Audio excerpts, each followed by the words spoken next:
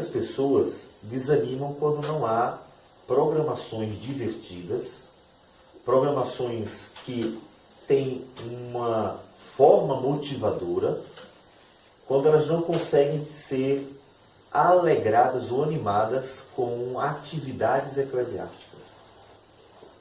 Porque as pessoas se acostumaram a ver a igreja como um ambiente agradável e não como um povo de Deus que caminha peregrinando neste mundo. A vida cristã não é fácil, porque estamos num mundo pecador. E mesmo que Deus nos proporcione momentos maravilhosos, temos momentos maravilhosos na vida, no que diz respeito a momentos agradáveis que Deus nos dá. Mas a igreja, ela não está num turismo neste mundo. Jesus disse que a igreja não seria derrotada, ela venceria, porque as portas do inferno não prevaleceriam. O cenário de uma guerra. E de uma igreja que não está passeando, mas está lutando. Que a sua caminhada não é uma caminhada qualquer, é uma caminhada rumo à batalha. E que, portanto, a igreja está avançando contra o inferno. É importante nós termos essa consciência, para que nós sejamos prontos como soldados para uma batalha. E nós vamos para o texto de Filipenses, capítulo de número 3, e ele diz assim: Irmãos, sede imitadores meus e observai os que andam segundo o modelo que tendes em nós. Pois muitos andam entre nós, dos quais repetidas vezes eu vos dizia, e agora vos digo, até chorando, que são inimigos da cruz de Cristo. O destino deles é a perdição. O Deus deles é o ventre, e a glória deles está na sua infâmia, visto que só se preocupam com as coisas terrenas. Pois a nossa pátria está nos céus, de onde também aguardamos o Salvador, o Senhor Jesus Cristo, o qual transformará o nosso corpo de humilhação para ser igual ao corpo da sua glória, segundo a eficácia do poder que ele tem de até subordinar a si todas as coisas. Portanto, meus irmãos, amados e muito saudosos, minha alegria e coroa, sim, amados, permanecei deste modo, firmes no Senhor. Senhor Deus amado, desde já, obrigado por tua palavra, que é o teu poder para a salvação. Por meio dela, o teu Espírito tem alcançado vidas e tem edificado a tua igreja. Obrigado. Que o Senhor possa falar no nosso coração nesta noite. E que, quebrantados pelo teu Espírito, possamos ser edificados. Abençoa a tua igreja, Senhor. É o que nós te pedimos em nome do Senhor Jesus. Amém, Senhor. Amém. Paulo sempre aponta para Cristo. Sempre. Nós vimos Paulo falar sobre as ações de graças em Cristo pela igreja, a obra, a vida destinada a Cristo, a unidade em Cristo, a dedicação, o uso da vida em Cristo e as lutas contra os falsos profetas, uma luta também em Cristo. Tendo em vista que o nosso alvo é Jesus. O nosso alvo é Cristo. Depois de ter chamado a igreja, não só o ensino, mas também a prática, dando inclusive até exemplos nele e outros que com ele cooperavam com a obra do Senhor, o apóstolo diz aos irmãos: sejam meus imitadores. Ou seja, eles tinham muitas pessoas que, de alguma forma, estavam chamando a atenção para si. pessoas que estavam atraindo os cristãos não só para seus ensinos, mas também um modelo estranho, diferente. O cristianismo viu isso durante os primeiros séculos. Eram comuns os profetas que iam passando pelas igrejas para anunciar uma mensagem. E esses profetas nem sempre foram profetas fiéis. Paulo está preocupado com a igreja, porque coisas ruins surgiram nela. Pessoas que não eram exemplo.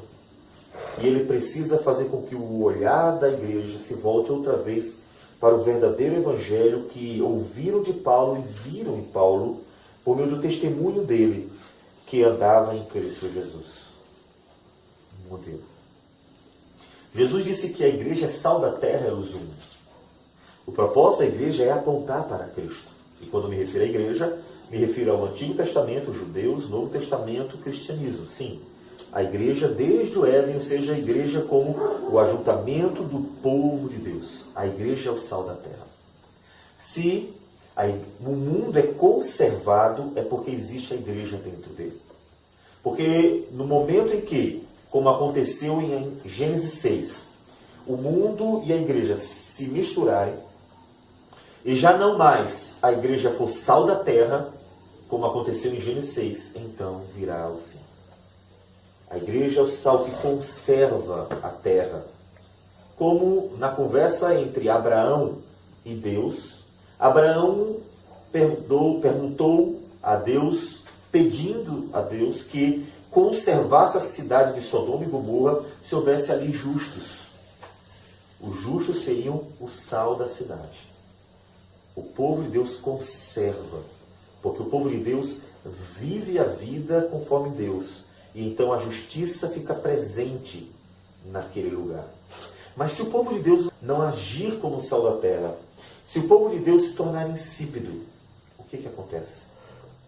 Então, já não havendo sal, Deus terá que vir para julgar o mundo, como fez com as águas do dilúvio. Paulo está chamando a atenção da igreja. Olhe para o modelo. Nós temos que fazer o mesmo hoje. Nós temos que ser modelo. Se o mundo olhar para nós e disser, olha, não é tão diferente não. Se o mundo olhar para nós e disser, não é que eles até parecem com a gente? E começar a se tornar simpático, aquilo que parece bom, na verdade, é a nossa desgraça. Significa que a igreja não passa de um clube e que as pessoas estão entrando dentro dela porque gostam das programações dela.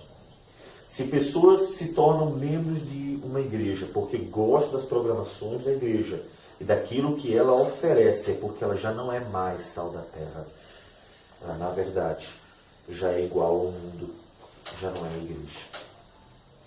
Nós sempre seremos os transtornadores do mundo. Lembra o que o mundo disse sobre Paulo e os que pregavam o evangelho como ele?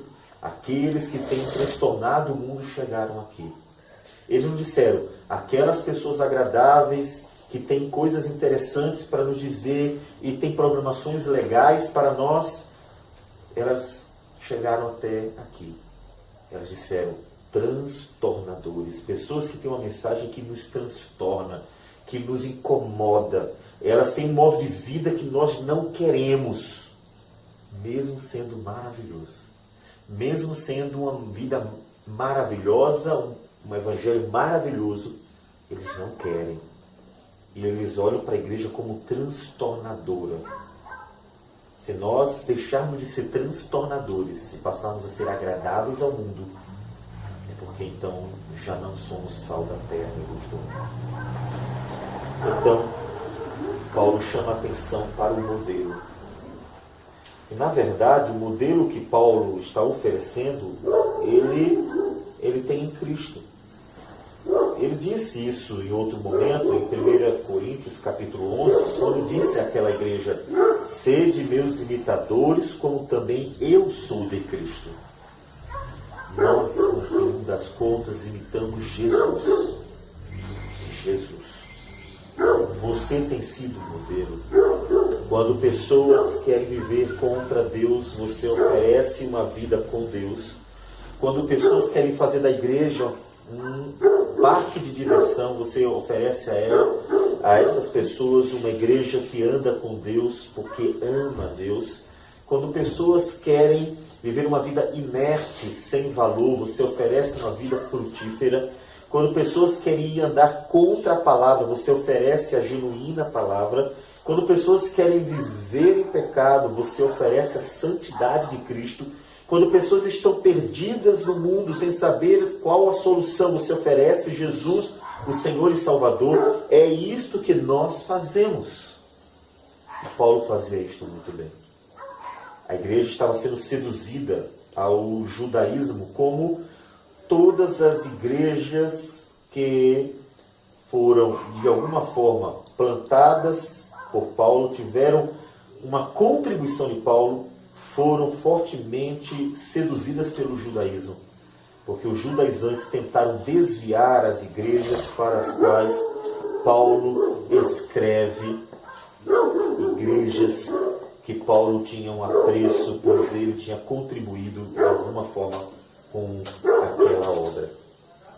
E Paulo tem que atrair de novo a igreja, o olhar da igreja para ele.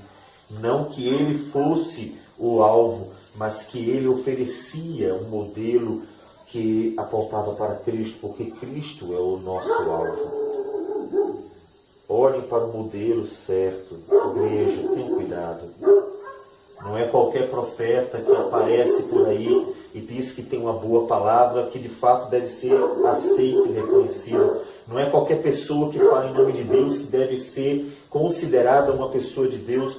Como nós lemos em Mateus 7, nem todo aquele que diz Senhor, Senhor, entrará no reino dos céus, porque muitos dirão que fizeram maravilhas e mesmo assim serão desprezados.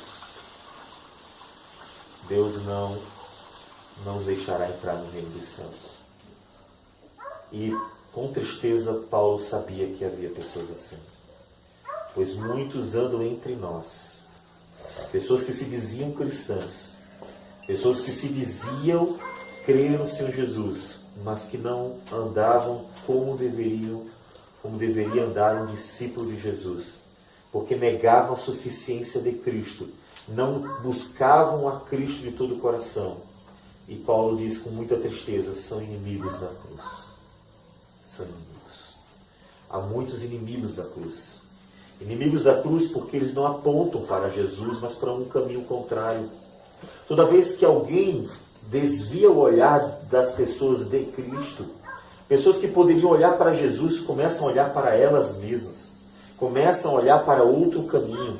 Começam a ambicionar a prosperidade. Começam a desejar apenas as coisas desta vida. Começam a ser atraídas às pessoas que se tornam líderes supremos da vida delas. Qualquer pessoa que desvia o olhar de outras, que deveriam estar olhando para Cristo, essas pessoas que desviam o olhar delas são inimigas de Cristo. Inimigas da cruz de Cristo. Elas não amam Cristo. O que é amar a Cristo? É desejar que Cristo seja glorificado.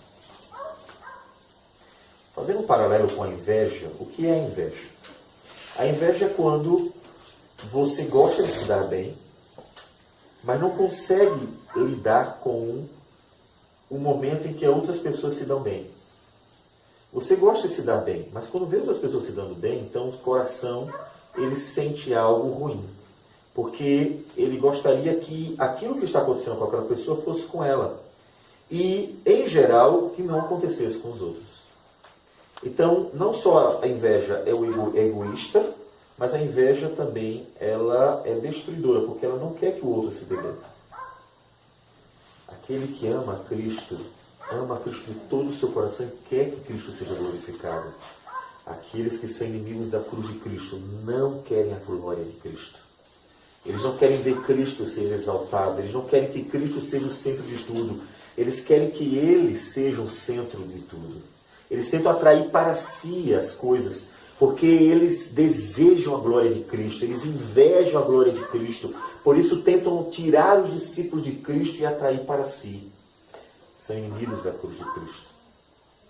Mas não só são inimigos da cruz de Cristo aqueles que estão desviando outros que deveriam estar olhando para Jesus.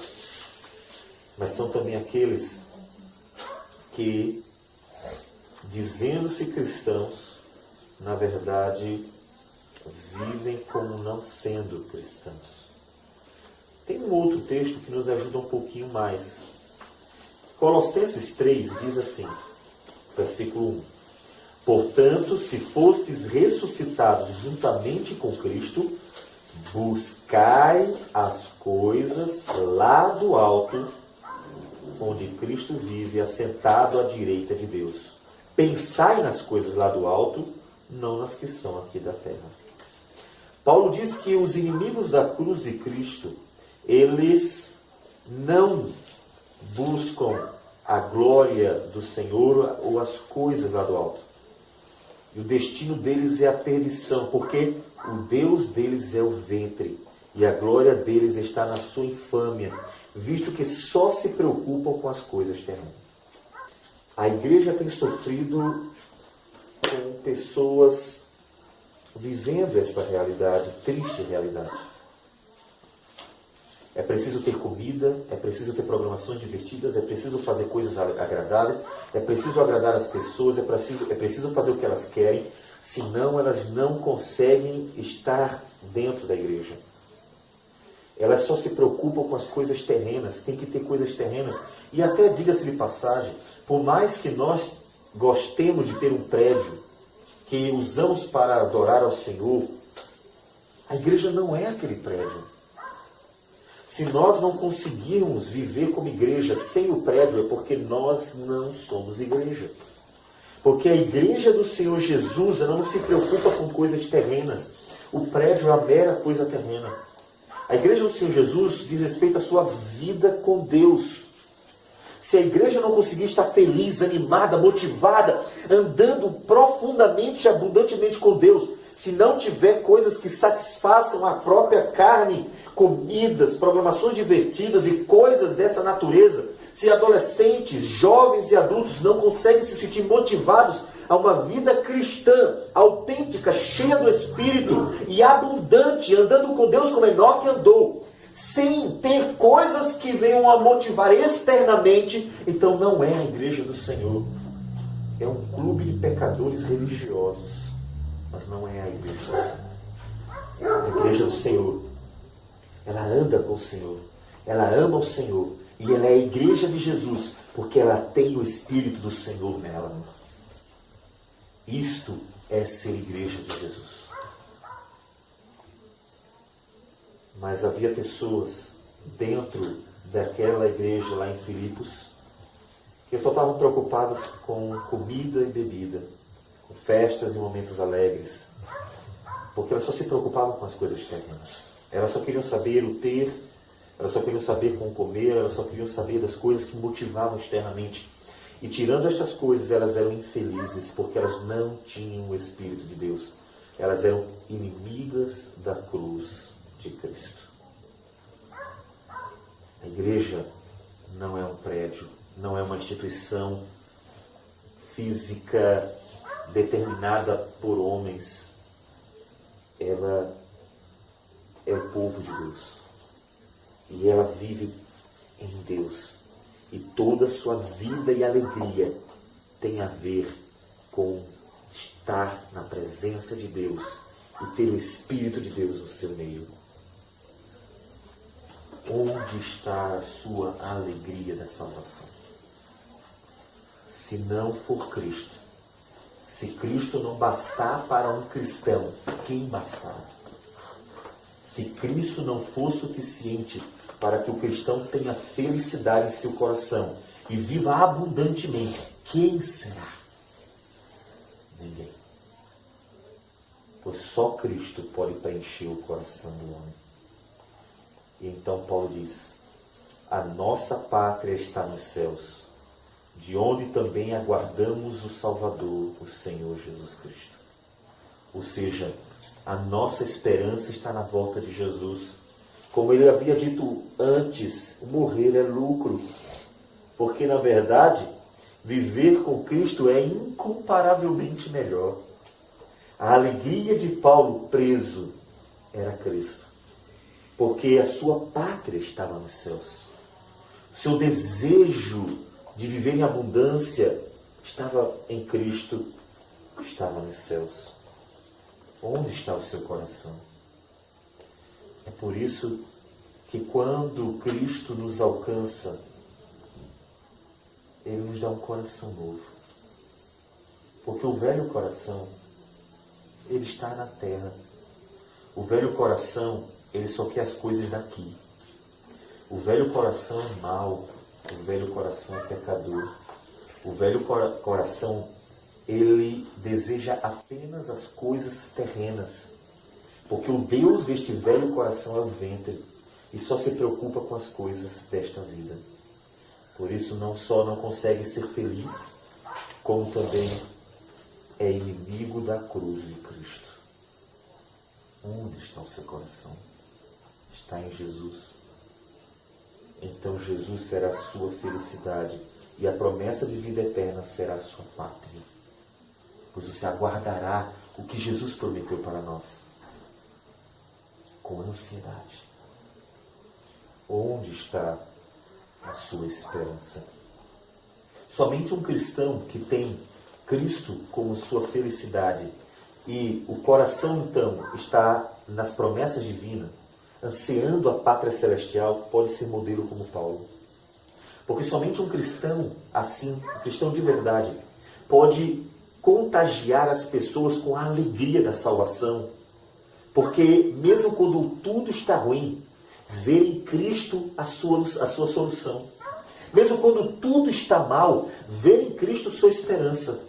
E mesmo quando vai até a morte por amor a Cristo, ver na morte o começo de uma outra e nova vida. Porque então estará com Jesus para sempre. Porque o coração sem Cristo é cheio de amargura, fel, é inimigo da cruz do Senhor Jesus. E só se preocupa com as coisas terrenas. Com o que você se preocupa? No versículo 21, Paulo lembra que a esperança da igreja é que o nosso corpo será transformado para ser igual ao corpo da glória dele. Esse corpo de humilhação, que deseja o pecado, que faz coisas ruins, será transformado para um corpo segundo a glória do Senhor Jesus. Um corpo que viverá a santidade do Senhor e que ansiará, desejará apenas aquilo que glorifica o Senhor. Essa é a nossa esperança. E se essa é a nossa esperança, devemos andar como quem espera. Quem espera, vive com esperança. Quem não espera, tenta viver o presente. Por que o mundo fala tanto do viver o aqui e agora? Por que o mundo fala tanto de deixar o coração conduzir a vida? Siga seu coração. Por que o mundo fala tanto de ter, comprar, sonhar, realizar, se entregar às paixões? Porque para o mundo só existe o agora. Mas aquele que tem esperança, ele vive do porvir. Porque sabe que um dia Deus manifestará a sua glória, uma nova pátria, um novo corpo, uma vida com Jesus plena. E então vive como quem aguarda, como quem anseia, como quem sonha, como quem espera, como quem está realmente se preparando para algo por vir. Você está se preparando para o porvir? Você está se preparando para o que vem? Ou está apenas conduzindo a vida para o aqui e agora?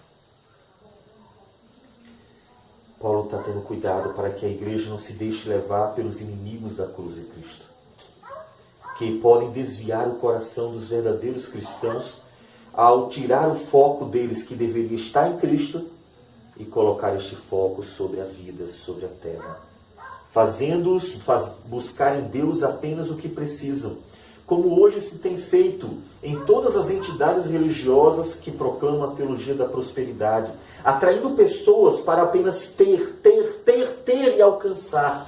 onde Deus se tornou o gênio da lâmpada mágica, que parece que vive para satisfazer as necessidades daqueles que têm o ventre como um Deus e que só buscam as coisas terrenas, porque não conseguem amar a Deus e nem ter prazer em Deus, e nem muito menos esperança de vida eterna, para que vivam para a glória do Senhor, aguardando a volta de Jesus.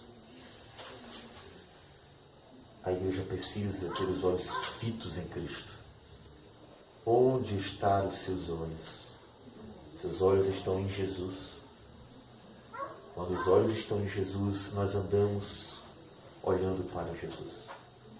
Como uma pessoa que precisa acertar um alvo, se ela está olhando para tudo ao seu redor, se ela está olhando para outras coisas e não para o alvo, ela não vai acertar o alvo como deveria. Mas se ela mira e atentamente fita sobre o alvo, então ela terá muito maior chance de acertar o alvo, e este alvo é Cristo. É Cristo Jesus. Portanto, ele diz no final: permanecei firmes no Senhor. Veja que ele mostra quão preocupado ele está pela quantidade de nomes dados à igreja. Meus irmãos, amados, muito saudosos, minha alegria e coroa, sim, amados.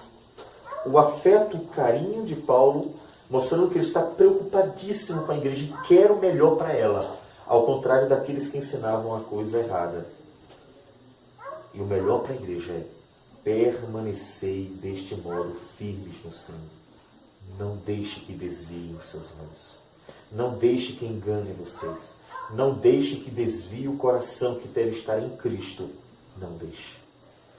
Porque é permanecendo em Cristo que vocês herdarão todas as promessas do Senhor. Não deixe-se desviar. Não deixe o mundo enganar. Não vale a pena trocar a glória eterna por esta vida passageira. Não troque. Então viva uma vida com Jesus. Como? Anda como Enoque andou. Pense em Jesus o tempo todo. Se você está esperando a vida eterna, então viva como quem espera. Se você estivesse para casar, sabe que passa-se uma semana, um mês ansioso pelo dia do casamento, porque foi programado, não é verdade? Quem está com a viagem dos sonhos marcada, faz as malas com antecedência, fica pensando em tudo, guardando dinheiro para tudo. Quem está querendo alcançar uma coisa, fica ansioso por aquilo, não é verdade? Não é assim? Quem está esperando um novo céu, nova terra, deve viver como quem aguarda. Quem está sonhando com viver com Jesus, deve viver como quem sonha. Você está esperando Jesus? Então viva como quem espera Jesus. Ou seja, em que a sua vida mostra que você está esperando Jesus. Que você está se guardando para Jesus. Que você está planejando a vida para que ela esteja adequada ao porvir com Jesus. Que você está em tudo procurando fazer com que a sua vida seja uma vida que agrada aquele que você aguarda, Jesus. Viva para Jesus. Todos os dias você poderá perguntar a Jesus e Ele responderá na sua palavra: o que devo fazer, como devo viver? Ele dirá, porque Jesus nos ensina a viver para Ele, para que nós nos alegremos nele e Ele seja glorificado em nós. Então viva para Jesus, porque são estes que vão ser recebidos por Jesus. Aqueles que viveram para Jesus serão recebidos por Jesus. E eu encerro lembrando da parábola das virgens, vocês lembram? 5 virgens ficaram esperando. Elas estavam aguardando. Elas estavam ansiando. Então elas se prepararam para isso. E quando Jesus veio, elas estavam prontas. Mas elas não estavam prontas porque elas estavam de qualquer jeito, mas elas estavam preparadas. Você está preparado para a volta de Jesus? Você está preparado para se encontrar com Ele? Somente aqueles que estão esperando Jesus e conduzem a vida como quem aguarda Jesus estarão preparados para Jesus. Porque são esses que estarão acordados e prontos para serem recebidos por Ele.